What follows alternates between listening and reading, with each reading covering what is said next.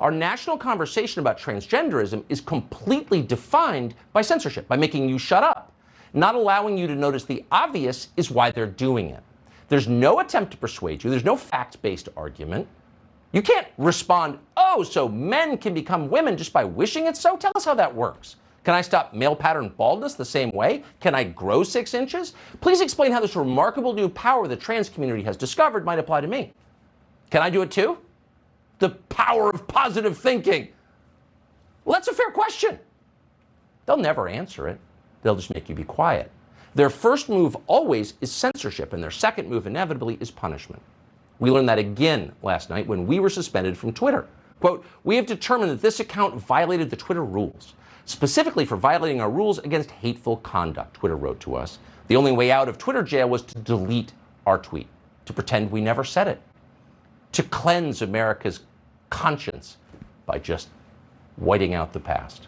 What was our crime, by the way? Well, we dared to highlight 2 accounts that Twitter has banned, from Charlie Kirk and the Babylon Bee. There was nothing hateful about either one.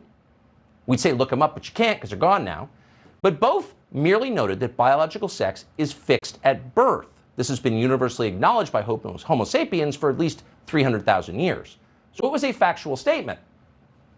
But on Twitter, as in our public life, truth is no defense. Twitter is now run by a man called Parag Agrawal, who has said plainly he does not believe in free speech. Agrawal came to this country as an adult to get a degree from Stanford. Now Agrawal controls the single most important forum for America's political conversation. That is a big and important job. It's not just a public company, it's much more than that. It's a kind of public trust that allows this democracy to function. So you would think you'd want a guy like that, in a position like that, to have some respect for his adopted country's core institutions, beginning with and primarily the First Amendment. But Agrawal has no respect for our First Amendment or our Constitution. He explained that openly in a 2020 speech. Watch. Our role is not to be bound by the First Amendment, but our role is to serve a healthy public conversation. And our moves are reflective of things that we believe lead to a healthier public conversation. The kinds of things that we do to work about this is to focus less on thinking about free speech, but thinking about how the times have changed. One of the changes today that we see is speech is easy on the internet.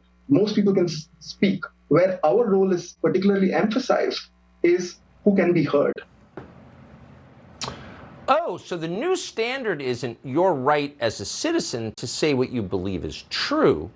The new standard is achieving something called healthy public conversation. And by the way, this is not one man's opinion. You grew up in a country where people were free to say what they wanted.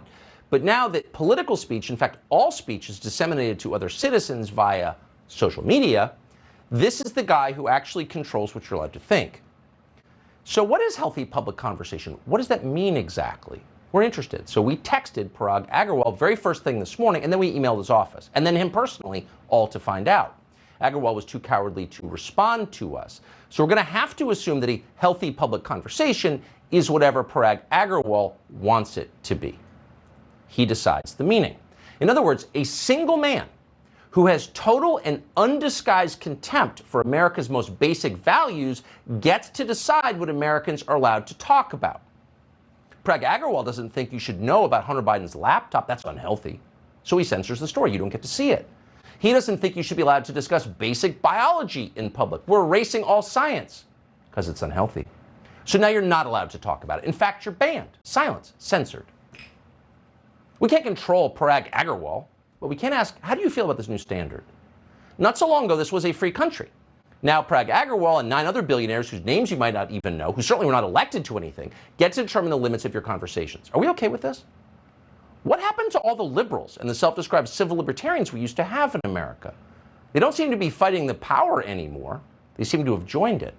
How about Liz Cheney and Adam Kinzinger and everyone else who's constantly lecturing the serfs about democracy? Is this the kind of democracy they're talking about? A democracy in which a tiny sliver of very rich people control everything, including your mind?